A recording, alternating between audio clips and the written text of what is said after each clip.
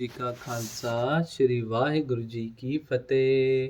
जन्म साखी 10 गुरुओं की सूरज प्रकाश ग्रंथ साखी गुरु हरराय साहिब जी की सिक्की का जहाज फूटना।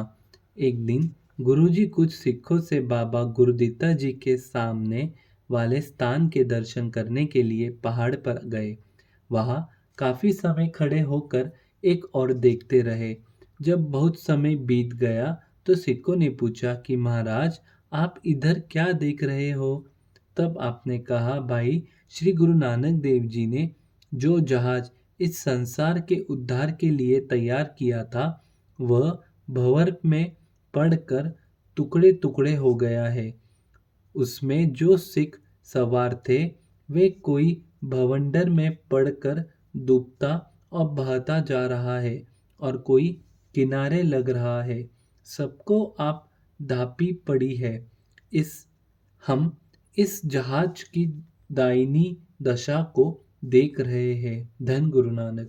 जब सिखों ने इस बात को और स्पष्ट करने के लिए प्रार्थना की तो आपने बताया कि सिख सेवक धन के लालच में पड़कर सिक्की का मार्ग भूल गए हैं।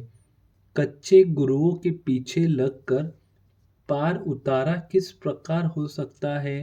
इस तरह सिक्की का जहाज टूट फूट गया है। फिर सिखों ने प्रार्थना की कि महाराज, यह जहाज कभी जुड़ भी जाएगा कि नहीं? महाराज ने कहा कि जब हम 10वां जामा धारण करके दुष्टों पाखंडियों का नाश करेंगे और नया पंथ चलाएंगे, यह जहाज जुड़ जाएगा। इस पर चढ़कर असंख्य वाहिगुरु के भक्त वाले सिख बहुसंख्या में पार उतरेंगे। धन गुरु नानक।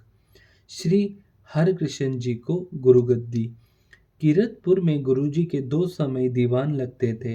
हजारों नर नारी अपने उद्धार और मनोकामना पूरी करने के लिए नित्य दर्शन करने आते और गुरु का वरदान प्राप्त करते। एक दिन अपना अंतिम समय नजदीक आया अनुभव करके आपने देश प्रदेश के सारे मसंदों को हुक्मनामा भेज दिया कि अपनी संगत के मुखियों को साथ लेकर शीघ्र ही कीरतपुर पहुंच जाओ। इस तरह जब सब सिख सेवक और सोढ़ी बेदी भले त्रिहना गुरु असंग और संत महंत सभी वहां पहुंचे और आप जी ने दीवान लगाकर सबको बताया कि अपना अंतिम समय समझकर गुरु गद्दी का तिलक अपने छोटे सुपुत्र श्री हरकृष्ण जी को देने का निर्णय किया है। तदुपरांत गुरुजी ने श्री हरकृष्ण जी को सामने बैठाकर उनकी 3 परिक्रमा की और 5 पैसे और नारियल आगे रखकर नमस्कार कर दिया और वचन किया कि आज से हमने इनको गुरुगद्दी दे दी है।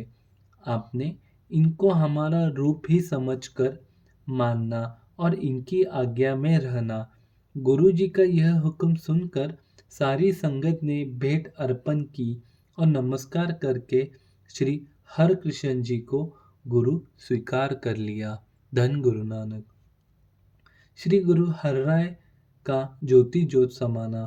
दूसरे दिन कृतिकवदी 1715 विक्रमी को गुरु जी अपने आसन पर चौकड़ी मार कर बैठ गए और अपने श्रद्धांत स्वरूप में व्रत जोड़कर शरीर को त्याग कर सचखंड में जा विराजे।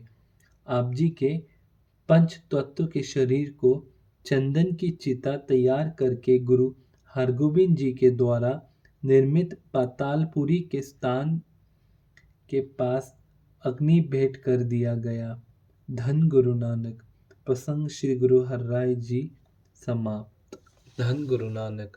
वाहिगुरु जी का खालसा श्री वाहिगुरु जी की फतेह। धन गुरु नानक। धन गुरु नानक।